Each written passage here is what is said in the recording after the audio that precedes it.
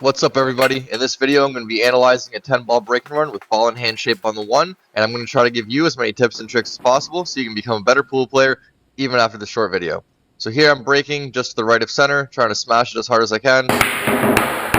And I popped the cue ball quite a bit here off this break. You don't typically want to pop it that high. And I made the 1 ball on the side, which is a little bit unusual for the center ball break, especially if you hit them square, but weird things do sometimes happen in pool. So here we are. I do have shape on the 2, but for the purposes of this video, I'm going to be getting myself ball in hand.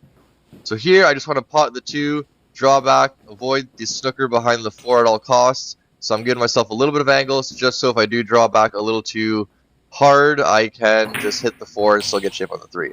So I draw back, and I make perfect shape. I didn't hit the 4. Now all I have to do is pot the 3 with maybe about 2 tips below center on the cue ball, and medium speed, bump the 5, and get shape on the 4 into the side. So here, medium speed, a little bit below center, hit the 3, bump the 5, shape on the 4. Perfect.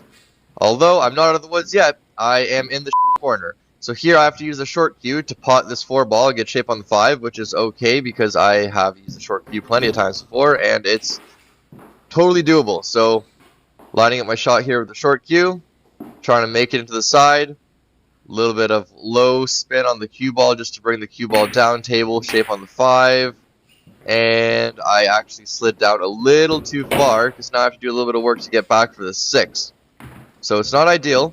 I have to force the cue ball. I could have gone top inside spin, top right spin on the cue ball and gone around 3 rails, but I figured I'd take the safer route, play it with left spin, go off the rail, and try to bring it as close as I can to the 6 ball. Now I do have a fair bit of distance here, which makes the shot a little bit missable. However, this shouldn't be too big of a problem. All I have to do is float the cue ball across the table, maybe play it 2 rails for shape on the 7 in the same corner. So here I'm hitting maybe about a tip above center with about 2.5 tips of left, even maybe 3 tips of left, and floating the cue ball across the table. 1 rail across the table. Could have hit that a hair harder to get off the rail, but that's okay.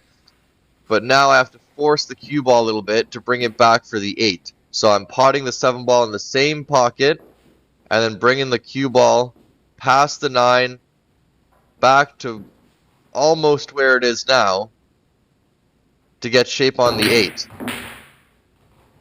Past the 9, bring it back, and just about where it was. Now, I would have ideally wanted a little bit more angle here, because now I'm just relying on straight drawback to draw it into shape, which is okay. It's just a little tougher. So I kind of have to power draw here. Let's see what happens when I power draw. Critical shot here. You don't want to mess this up. If you go, better to go too far than not far enough and have an awkward shot on the 9. Let's see what happens. Try to power it, and I didn't quite get where I wanted to get, so I'm a little bit stuck here. I have to use a ton of inside spin to hold the cue ball for shape on the 10 in the same pocket as the 9 ball. So let's see what happens here. Inside spin always makes the shot a little bit more missable than outside spin. With inside spin, balls tend to rattle a little bit more, and also if you're putting a ton of inside spin on the cue ball, it tends to deflect quite a bit at higher speeds, so that makes the shot missable.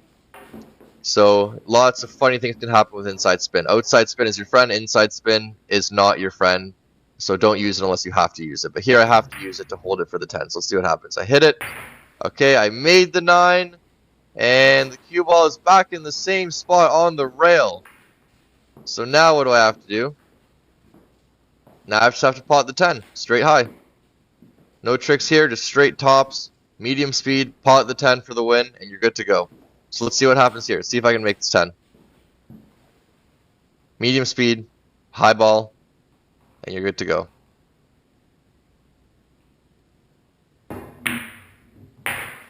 Alright, I made it. So that's how you break and run a 10 ball rack. Bye for now.